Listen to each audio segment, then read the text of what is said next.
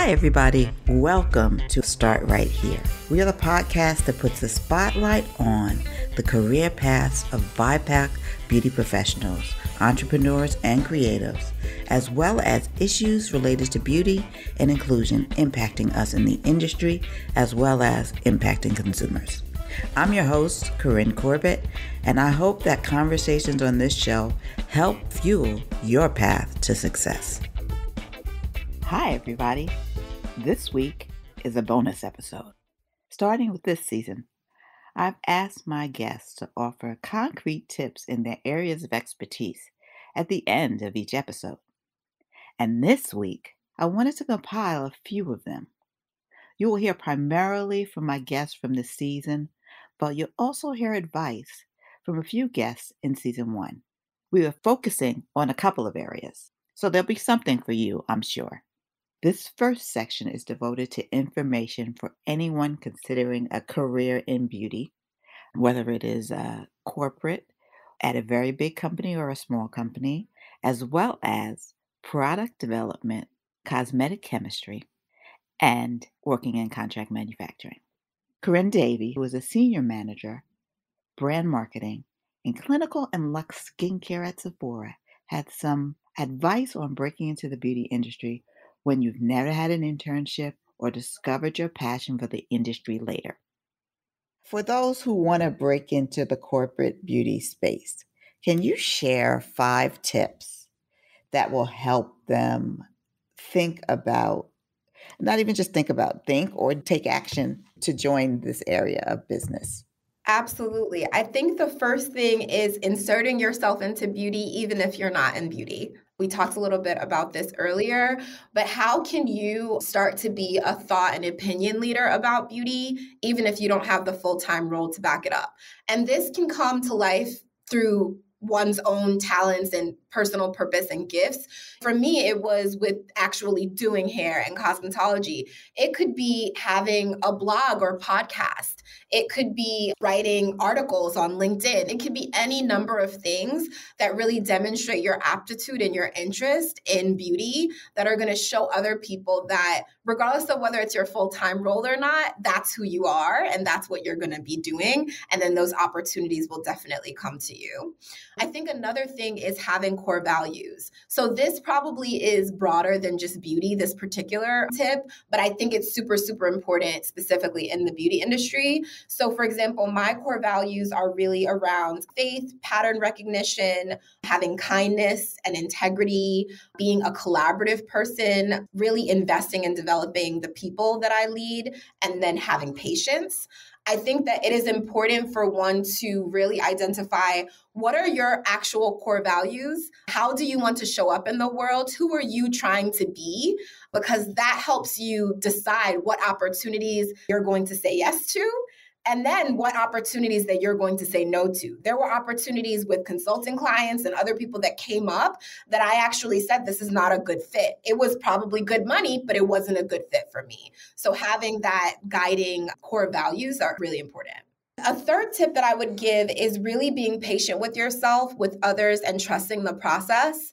So one of the things that I found is you might not have your dream role coming out of undergrad or coming out of business school, but understanding that there is a path and there is a process to things. And there are very few people that I've spoken to, and I know this hasn't been true for my career, that have had like this ladder of progression, right? A lot of time it is like cross-lateral moves. It's opportunities that come up to go into a different function. There are all different things that help build your experiences and your skill set for you to get to what that dream role is in your career. And so I would just encourage people to really be patient with themselves, trust the process, trust that the experiences that you're getting now are preparing you for the bigger opportunities that are going to come in your future. So that would be number 3. For number 4, I would really ask you to, for the times in your career that you might feel forgotten about, when you feel like people are not checking for you, just continue to grind, continue to work on yourself,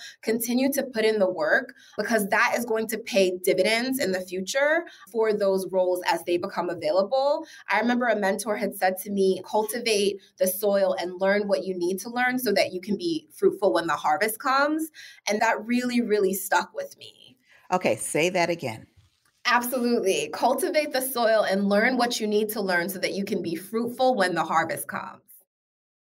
Next, Jolorie Williams, General Manager at Revlon, who oversees the Creme of Nature business and contract services, has worked at large corporations throughout her career, all the way up to the C-suite. She offers these tips not only on surviving in the beauty industry's corporate culture, but thriving.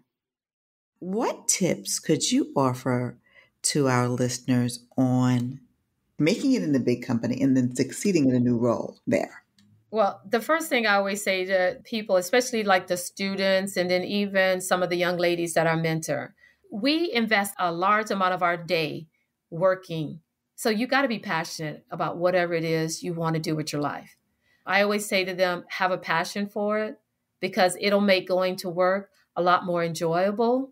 I always say to them, do your research, understand the company that you're going into, understand career opportunities. I always tell them, own your career. Don't let anybody else own your career. Can you say more about that? What does own your career mean? That means know exactly what it is you want to do and what is your career plan. Make sure that when you talk about succession planning with your boss and with your HR, your diversity and inclusion council, make sure everybody knows what it is that you want to do. Because what I found early on in my career, if you don't speak up, they will make assumptions about what it is you want to do. And you want to be valued. You want to be considered an asset and not a liability.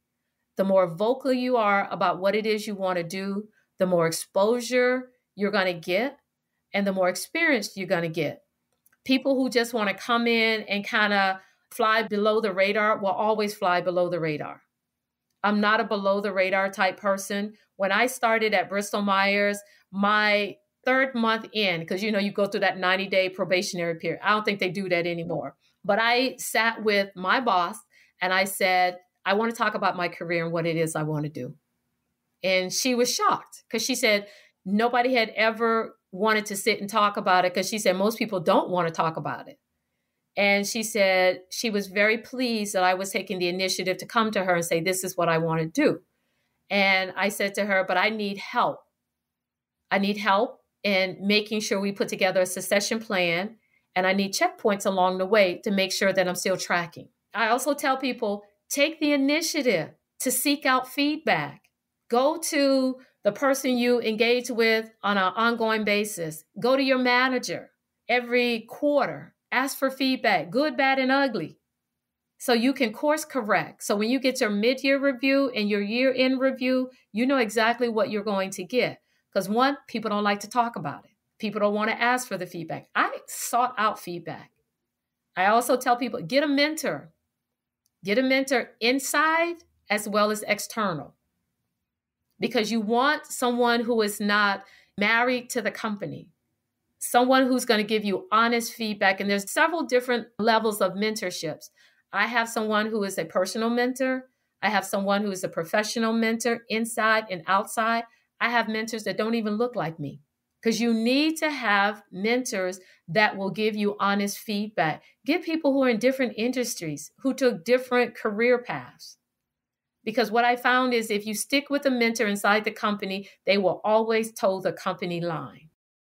Ginger King, the CEO of Grace Kingdom Beauty, has worked as a cosmetic chemist in product development and as a raw material salesperson and in contract manufacturing.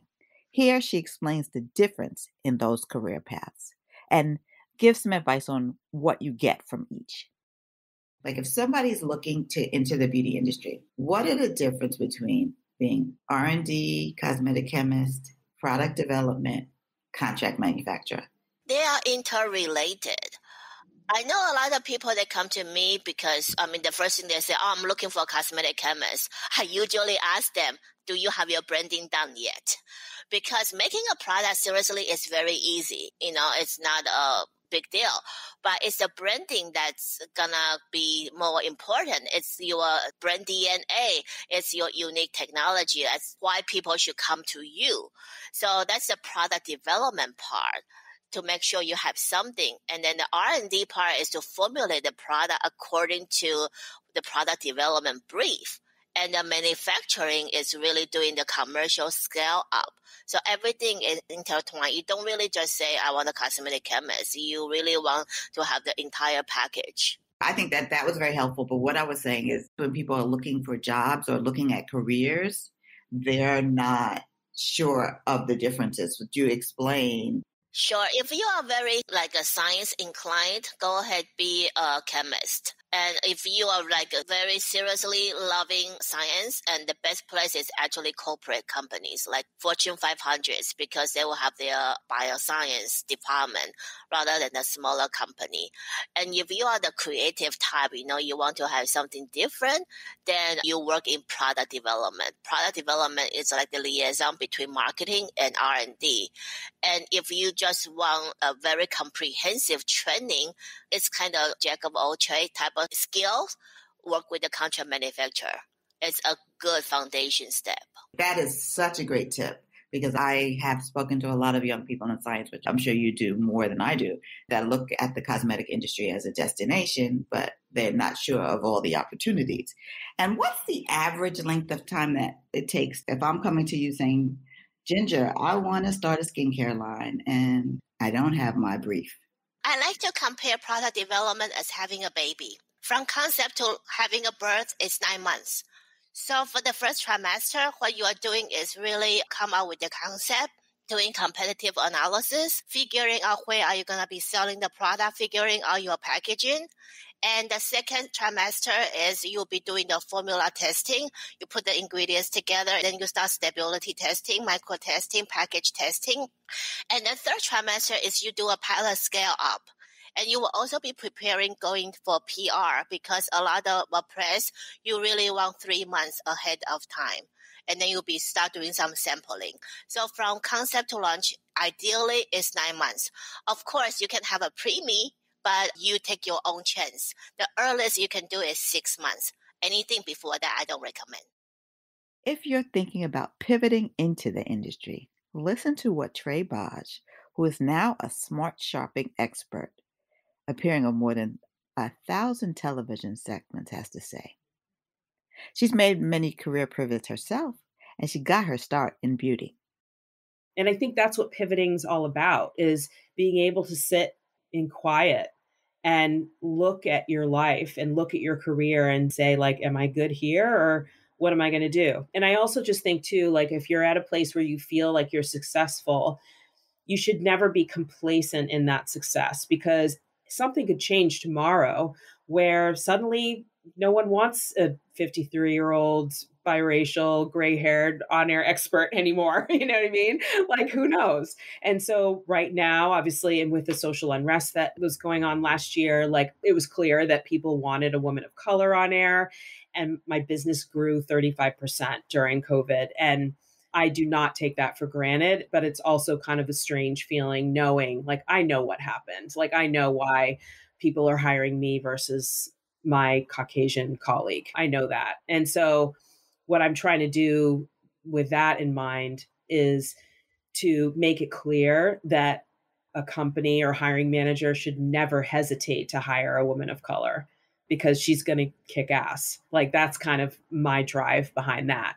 What are 5 things that a listener should consider if they're thinking about pivoting their career? Okay, so I love this question. So I gave this some thought. So number 1 is know that nothing has to be permanent. And this reminded me, I spoke to a friend the other day and she is miserable at her job. And I'm trying to explain to her, you don't have to stay there. If you're miserable, it's time to think about making a move. You are not trapped. Number 2, and when you're thinking of making a move, think about things that you're both good at, but also that you'll enjoy, because this could be for the long haul. So you don't want to be miserable. Number 3, give yourself a lot of runway. Like I was just saying, you want to give yourself some time. So ideally, if you are going to leave a job, think about staying where you are for a little while so you have that security, and work quietly and diligently towards your pivot, because you don't want to be doing this in panic mode, of course. Number 4, be consistent. So I think where a lot of people fail is that they go at something guns blazing and there's no way that that's sustainable. So they have to think about, what are the things can I do? Can I post on Instagram 3 times a week, 5 times a week, 1 time a week? Can I do YouTube? Can I do TikTok? Whatever it is, be realistic and know that you have to do it for the long haul. And then number 5, be open to feedback. Like I was saying when I was interviewing after I left my beauty business, be open to what other people have to say, and also be willing, and this is kind of a 2-parter, be willing to ask for help. Use your network, groom your network, grow your network, and it will serve you in the long run, and you will serve it. Those are some amazing tips. Amazing.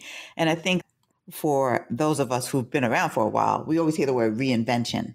But a reinvention is also a pivot. So those tips work at every stage of your career when you're thinking about doing something different. The next section is dedicated to anyone who has or wants to start their own beauty brand. To start this section off, I think we should include how important passion is in the process. And in episode 49, the second of my 2-part interview with former beauty director and serial entrepreneur Kim Van Dang, she offers her thoughts on how to monetize your passion. You managed to turn your love of fragrance into several viable businesses. Can you give listeners 5 tips on how to work your passion? 1 is believing in yourself. 2 is being very focused. Lots of opportunities come our way every day.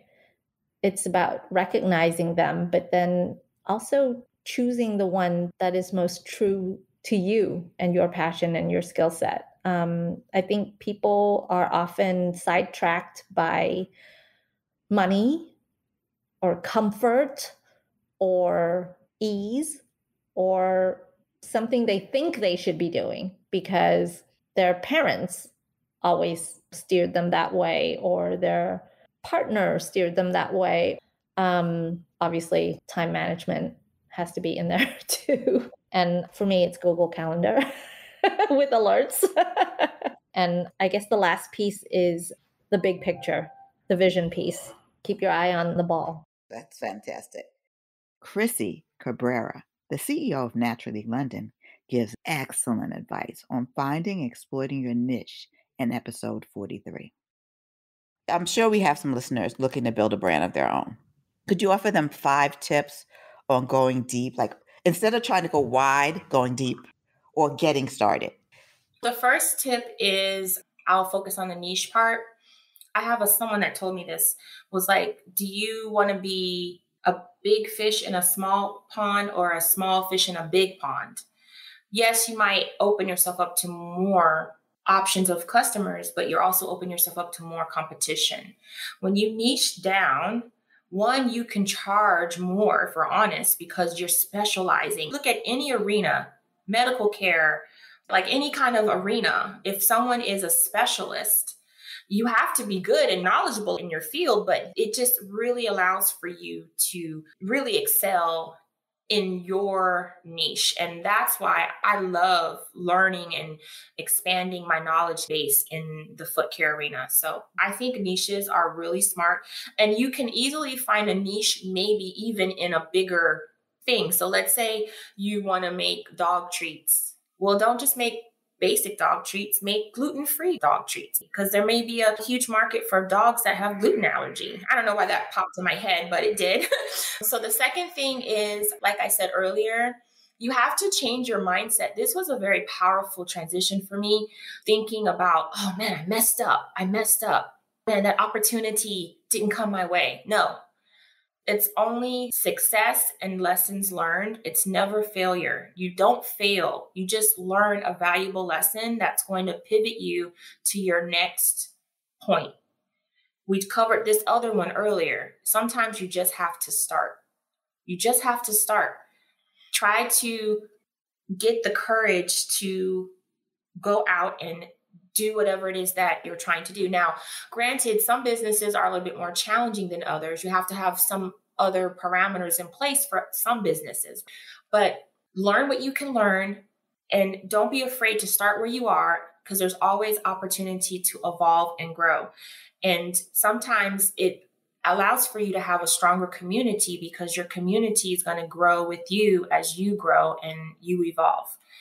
The next one is make sure you have a support system. I've been very fortunate. I don't have many people I call in my support system, but the ones I do are strong. I have a business bestie. We share everything. Well, we don't share our recipe. Well, she does share her recipes, but I don't want to do her recipes. But we share everything, resources, everything. When she finds an amazing photographer, she tells me. When I find an amazing brand strategist or whatever, I tell her, you need to find that one person. We're not in a direct field. She does body care. I do foot care.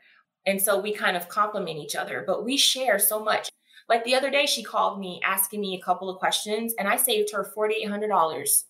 And 2 weeks ago, I called her about something, and she saved me $7,000 of some stupid thing I was about to do. And she was like, no, this is why. And sometimes you need that mirror. So even if you only have one, you need to have one person that you can talk with and be your, I call it business bestie. And my last one is don't give up. Because a lot of businesses that you see successful today have been going at it for many years.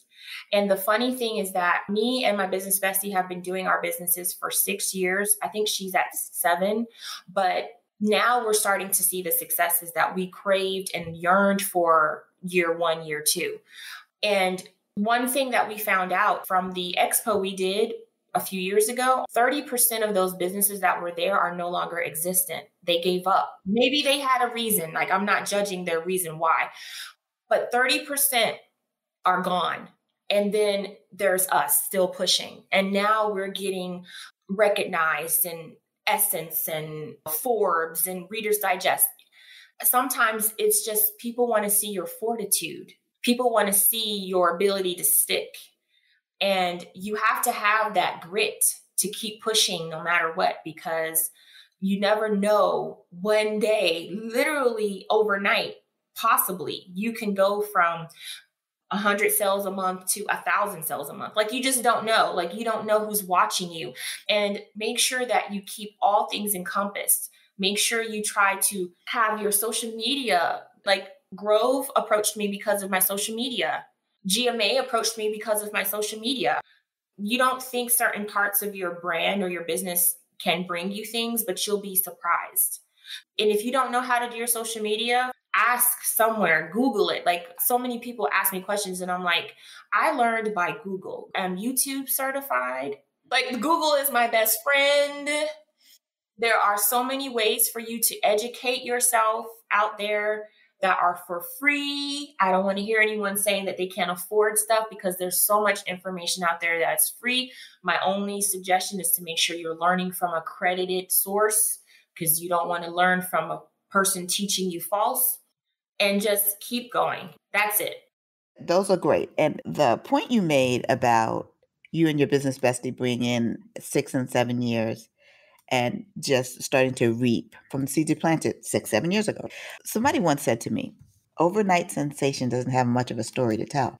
It's the people who have been at it, the people who have been challenged, this is in any part of business, in any part of life, that can inspire way more than someone who just, by luck or happenstance, wins. And there are not as many overnight sensations as we believe. There aren't. And it's funny.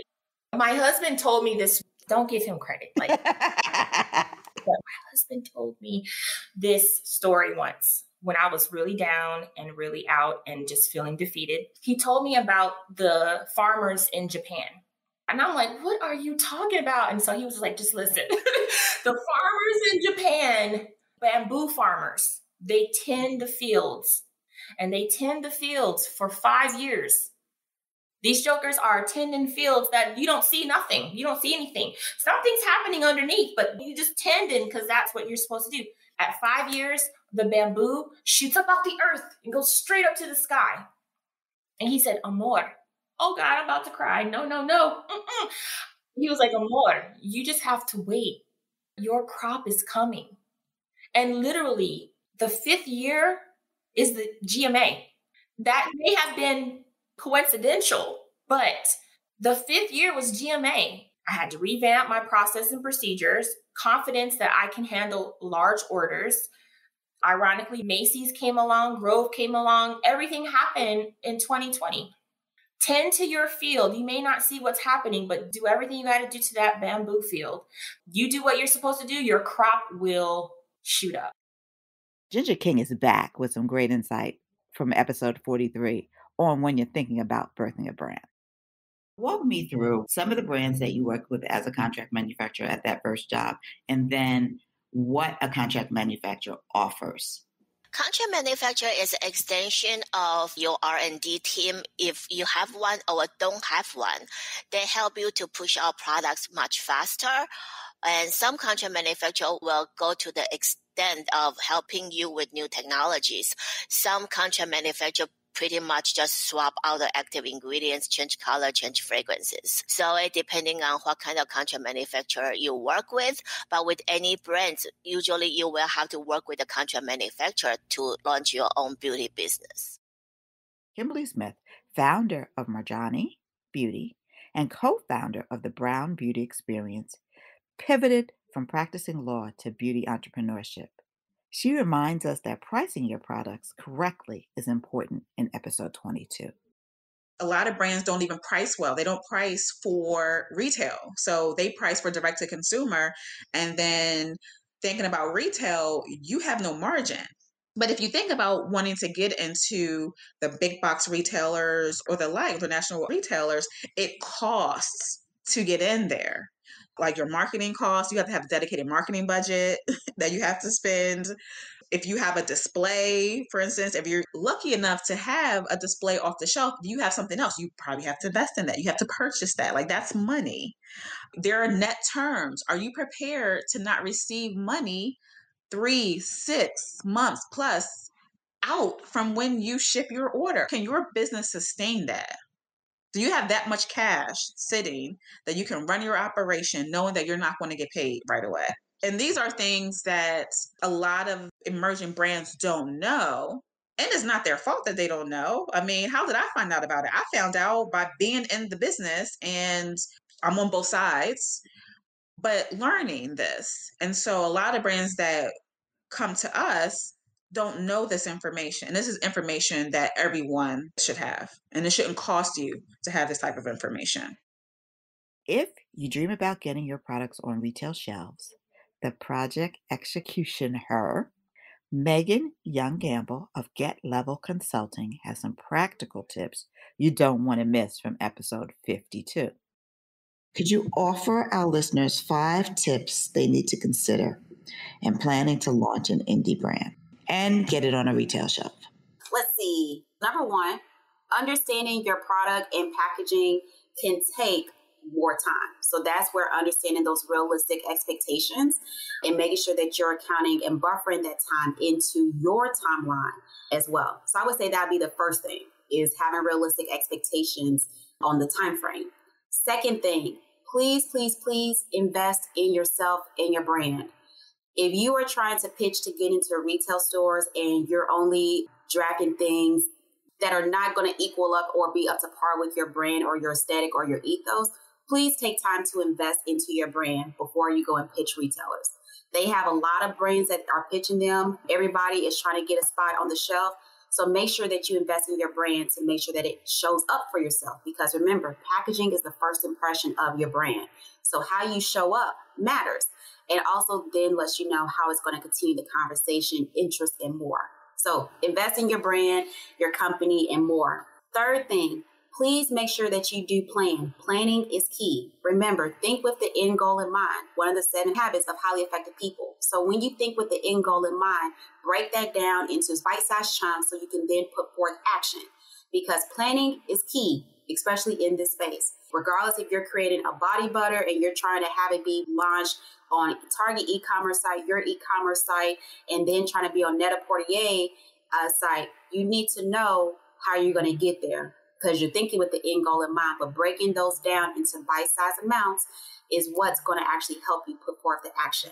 Fourth thing is understand what the requirements are for retail. And this is something really important because if you're trying to pitch to Target, to Sephora, to Macy's, to Kohl's, to Ulta, to wherever it may be, okay, you need to understand the retail requirements because they can all differ with those requirements.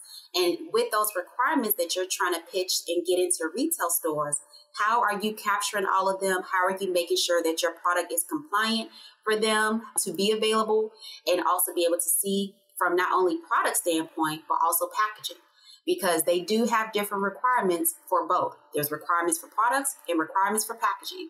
So how are you making sure that you're aligning to both of those to dual track it to then be available to the retail store? And then last but not least, if you are growing, scaling your beauty business, personal care business, or what have you, and trying to get into retail, have capital upfront. And this is important because a lot of retailers are going to submit purchase orders for you to satisfy X number of quantities for this product.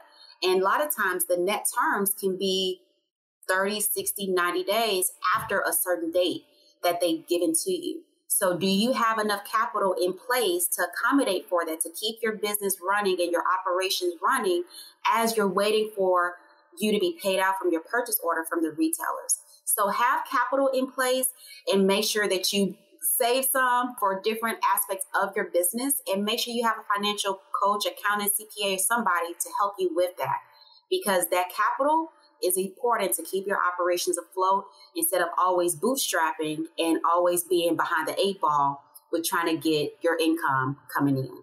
So I would say those would be the 5 things I highly recommend for indie brands who are positioning their products on e-commerce sites or also trying to get into retail stores. Kimberly Smith is back with a real word on the intangible skills you need to be an entrepreneur, including finding a way to deal with failure. And that's also in episode 22. What are the unsung skills you need to be a beauty entrepreneur? I think there's a lot of intangible skills that you need, and you have to be humble enough to know that you don't know and to be able to admit that you don't know. It's okay. Because if you can't admit that you don't know something, then you never positioning yourself to find the answers, whether they're through other people, whether they're through resources of your own research and reading. If you can't admit that, okay, I don't know something, then that's a problem. And even if you're starting a business where you actually have experience, like unlike myself, there's still so much you don't know, because running a business versus having an expertise in something versus working for someone, even at a high level, is just different. So I definitely think that's an intangible skill you need to have, is just knowing that you don't know. Another, you can't be afraid to fail too, because along the way, it's not just about failing big, it's about the daily failures that you have and not letting those failures keep you from moving forward. And I think one of the things you asked me initially was the challenges when I began. I feel like the beginning, it wasn't so much the challenges because the barrier was low because I was starting online and it wasn't so resource heavy at the beginning. The difficult part really has been in actually this past 2 years of realizing that this is a whole business, that I'm running a whole business that I'm trying to grow, and feeling like these failures are going to prevent me from taking this business to the next level. And so I've had to become comfortable with failing, but knowing that ultimately these small failures aren't going to keep me from succeeding. But these failures are here and they happening. And being able to, if you can't hire people, but there's still ways in which you can leverage other people to get help and resources that you need. So being smart about that. So if you have something that you can possibly offer someone, you can find ways to barter things. You might not be in a position where you can hire someone to do social media, or you can hire someone, to help get your orders out, or whatever the case is. Finding ways to get people to actually help you, because you can't do everything by yourself. There's no way you can run a successful business being a party of one. So you have to be scrappy in that way. So that's a skill, scrappy. It's not a sexy word, but got to be scrappy and figure out ways to continue to move forward, continue to do things on whatever budget you have. And you can't look like you're on that budget. And the last word comes from Jessica Pritchett, founder of Uli, a hair care line for folks who have locks. She shares important advice for every entrepreneur or wannabe entrepreneur in episode 29. And also, you have to invest in therapy. If I was ever to teach an entrepreneur class, that would be one of my topics. Entrepreneurship is a lonely career in the beginning, especially when you're doing everything or you don't have staff or your people are remote. But you do need somebody other than your significant other or family member to unload. And I think going to therapy on top of my television obsession has helped me. And that answers the question I was going to ask, because if somebody wanted to follow in your footsteps, what would you suggest? And so, like therapy. Therapy and a lot of outside activities, like TV, a musician, reading, screaming at politics, whatever. You have to have outside hobbies to get through it because it can be very lonely. I hope you found some tips that work for you in this bonus episode. I certainly learned something from each of our guests, and I look forward to seeing you next time. That's our show for today. If you have questions about where to start in your beauty career, drop us a line at hello@beautybizcamp.com. Remember, there are many roads to success, but each of them requires you to start. So take that step forward today. See you next time.